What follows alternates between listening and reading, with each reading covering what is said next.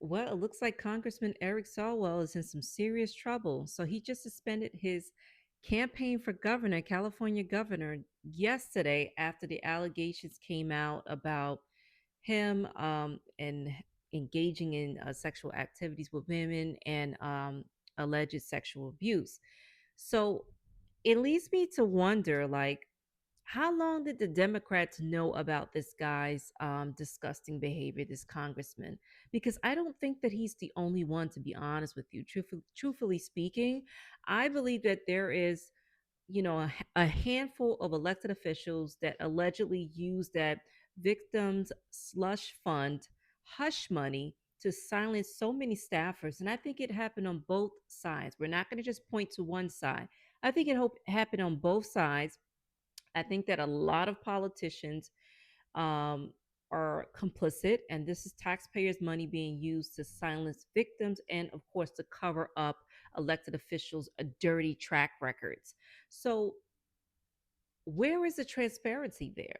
I see that the only uh, elected officials that's speaking up about it is three Republican females, and that is Congresswoman Nancy Mace, Congresswoman Laura, and I think the other one is Congresswoman.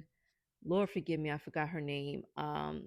It'll come back to me. But there's three Republican congressional electeds that's speaking out about it, and they're filing right away to hold, Congressman Eric Swalwell accountable for his actions because the Democrats are not calling for him to resign. They're not calling for an investigation to happen, and they're not calling for this guy to be banned from public office permanently. Like I said, transparency is important, and we should all be asking questions about how long this has been going on. Did this happen with former elected officials, current elected officials? How many of these staffers are currently employed for the government that went through something like this? This is a very terrible ordeal. And the problem is with the Democrats is that when you come out and speak out against one of their own, they will blacklist you and ruin your life. They're never for the victims. It depends on the victim. If it's a victim of a Republican, the outcome will be very much different. There will be media coverage all over surrounding, this victim. But when it comes to a Democrat, it depends on the Democrat.